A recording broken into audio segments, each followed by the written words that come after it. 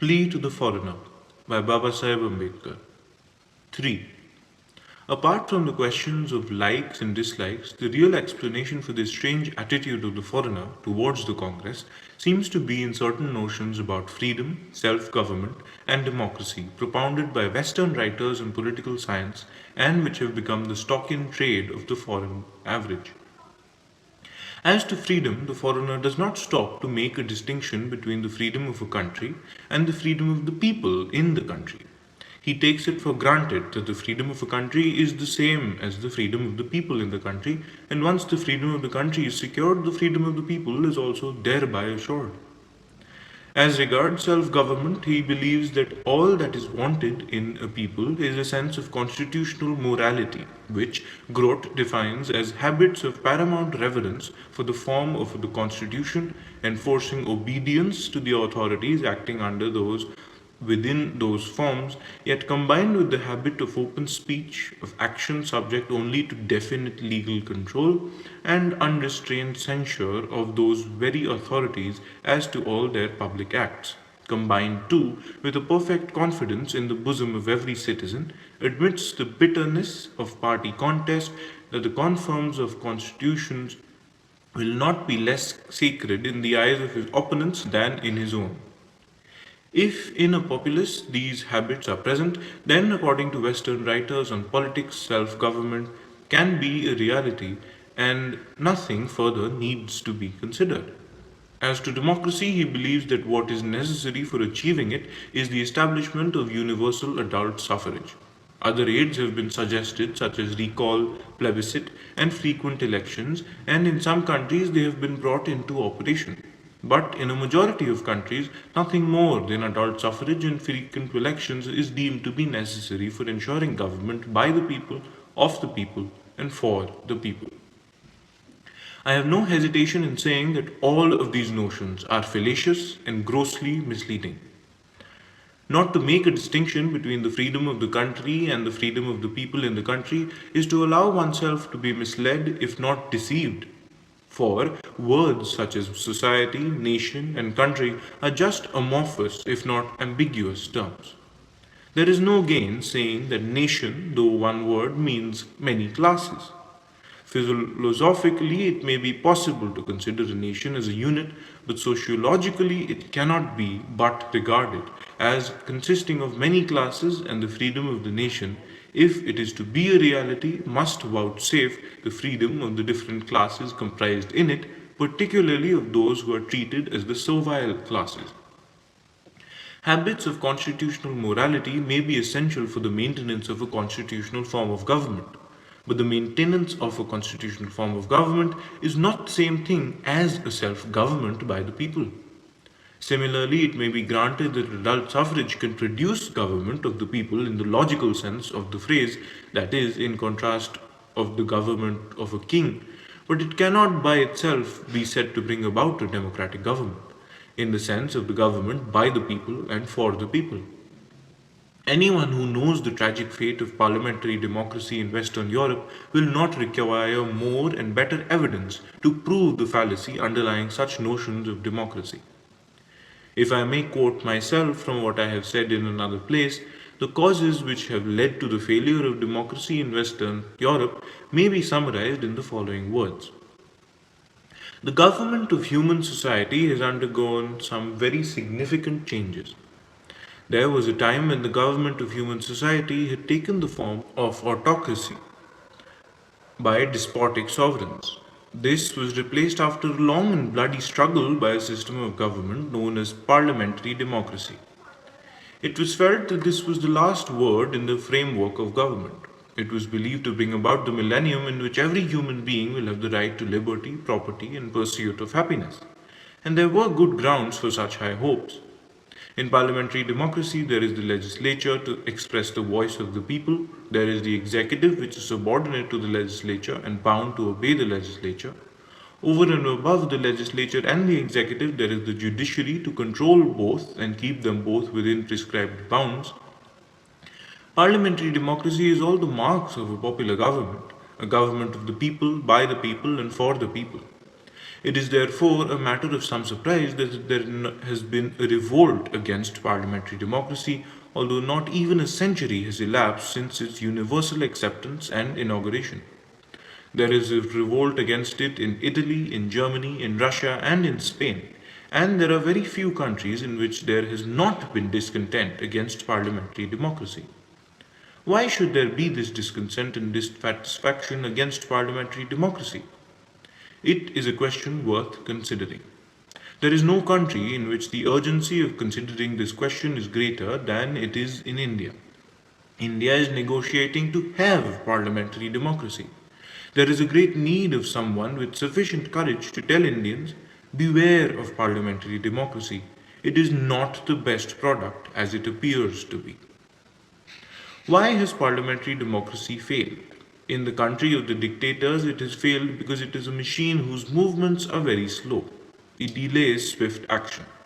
In a parliamentary democracy, the executive may be held up by the legislature, which may refuse to pass the laws which the executive wants, and if it is not held up by the legislature, it may be held up by the judiciary, which may declare the laws as illegal.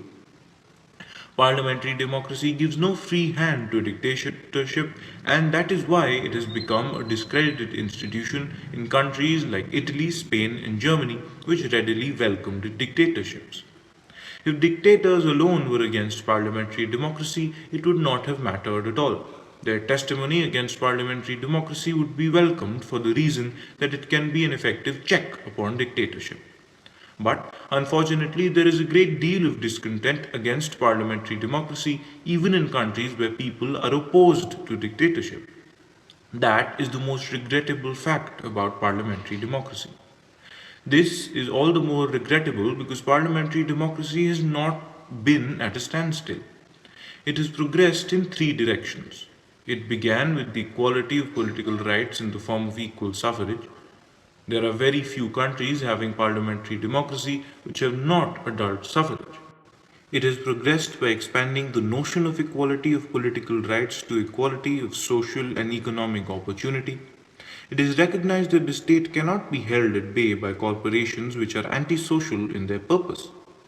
With all this, there is immense discontent against parliamentary democracy even in countries pledged to democracy.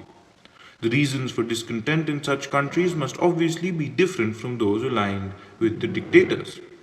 There is no time to go into details, but it can be said in general terms that the discontent against parliamentary democracy is due to the realization that it has failed to assure to the masses the right to liberty, property, or the pursuit of happiness. If this is true, it is important to know the causes which have brought about this failure. The causes for this failure may be found either in wrong ideology or wrong organization or in both. I think the causes are to be found in both. Of the erroneous ideologies which have been responsible for the failure of parliamentary democracy, I have no doubt that the idea of freedom of contract is one of them. The idea became sanctified and was upheld in the name of liberty. Parliamentary democracy took no notice of economic inequalities and did not care to examine the result of freedom of contract on the parties to the contract, in spite of the fact that they were unequal in their bargaining power. It did not mind if the freedom of contract gave the strong the opportunity to defraud the weak. The result is that parliamentary democracy, in standing out as protagonist of liberty, has continuously added to the economic wrongs of the poor, the downtrodden, and the disinherited class. The second wrong ideology which has vitiated parliamentary democracy is the failure to realize that parliamentary democracy cannot succeed where there is no social and economic democracy.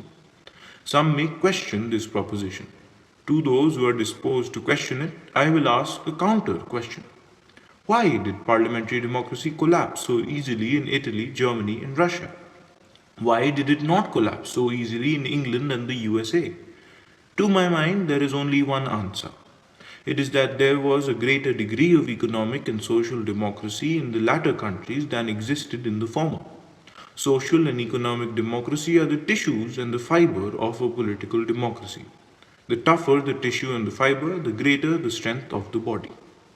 Democracy is another name for equality. Parliamentary democracy developed a passion for liberty. It never made even a nodding acquaintance with equality. It failed to realize the significance of equality and did not even endeavor to strike a balance between liberty and equality, with the result that liberty swallowed equality and has made democracy a name and a farce. I have referred to the wrong ideologies which, in my judgment, have been responsible for the failure of democracy as we know it. But I am equally certain that more than bad ideology, it is bad organization which has been responsible for the failure of parliamentary democracy. All political societies get divided into two classes, the rulers and the ruled. This is an evil. If the evil stopped here, it would not matter much. But the unfortunate part of it is that the division becomes so stereotyped and stratified that the rulers are always drawn from the ruling class, and the class that is ruled never becomes the ruling class. This happens because generally people do not care to see what they govern themselves. They are content to establish a government and leave it to govern them. This explains why parliamentary democracy has never been a government of the people or by the people, and why it has been in reality the government of a hereditary subject class by a hereditary ruling class. It is this vicious organization of political life which has made parliamentary democracy such a dismal failure. It is because of this that parliamentary democracy has not fulfilled the hope it held out to the common man of ensuring to him liberty, property, and the pursuit of happiness. If this analysis of the causes which have led to the failure of democracy is correct, it must serve as a warning to the protagonist of democracy that there are certain fundamental considerations which go to the root of democracy and which they cannot ignore without peril to democracy. For the sake of clarity, these considerations may be set down in serial order. First, the recognition of the hard fact of history that in every country there exists two classes, the governing and the servile class, between whom there is a continuous struggle for power. Second is that by the reason of its power, the prestige and the governing class finds it easy to maintain its supremacy over the servile class. Third is that adult suffrage and frequent elections are no bar against governing classes reaching places of power and authority. Fourth is that on account of their inferiority complex, the members of the servile classes regard the members of the governing classes as their natural leaders, and the servile classes themselves volunteer to elect members of the governing classes as their rulers. Fifth, the existence of a governing class is inconsistent with democracy and self-government, and that given the fact that where the governing class retains its power to govern, it is wrong to believe that democracy and self-government have become realities of life. Sixth is that self-government and democracy become real not when a constitution based on adult suffrage comes into existence, but when the governing class loses its power to capture the power to govern. Seventh is that while in some countries the servile classes may succeed in ousting the governing class from the seat of authority with nothing more than adult suffrage, in other countries the governing class may be so deeply entrenched that the servile class will need other safeguards besides adult suffrage to achieve the same end. That there is great value in having these considerations drawn up and hung up, so to say, on the wall before every lover of democracy so that he may see them and note them goes without saying. For they will help, as nothing else can, to make him realize that in devising a constitution for democracy he must bear in mind that the principal aim of such a constitution must be to dislodge the governing class from its position and to prevent it from remaining as a governing class forever. That the machinery for setting up a democratic government cannot be a matter of dogma, that ousting the governing class from power being the main object of machinery for setting up a democratic government cannot be uniform, and that variations in the machinery of democracy must not merely be tolerated but accepted for the reason that the processes by which the governing classes obtain their mastery over the servile classes vary from country to country. This is what democracy means and involves. But unfortunately, Western writers and politics from whom the foreigner draws his notions have failed to take such a realistic view of democracy. Instead, they have taken a very formal and a very superficial view, of it by making constitutional morality, adult suffrage, and frequent elections as the be all and end all of democracy. Those who propound the view that democracy need involve no more than these three devices are probably unaware of the fact that they are doing nothing more than and nothing different than expressing the point of view of the governing classes. The governing classes know by experience that such mechanisms have not proved fatal to their power and their position. Indeed, they have helped to give them power and prestige and the virtue of legality and made themselves less vulnerable to attack by the servile classes. Those who wish that democracy and self government should come into their own and should not remain as mere forms cannot do better than start with the recognition of the crucial fact that the existence of a permanently settled governing class is the greatest danger to democracy. It is the only safe and realistic approach for a democrat to adopt.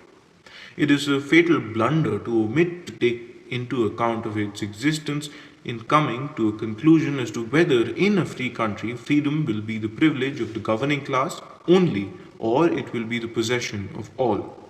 In my view, therefore, what the foreigner who chooses to side with the Congress should ask is not whether the Congress is fighting for freedom. He should ask for whose freedom is the Congress fighting? Is it fighting for the freedom of the governing class in India or is it fighting for the freedom of the people of India? If he finds that the Congress is fighting for the freedom of the governing class, he should ask congressmen, is the governing class in India fit to govern? This is the least he can do before siding with the Congress. What are the answers which congressmen have to give to these questions? I do not know, but I will give what I think are the only true answers to these questions. The end.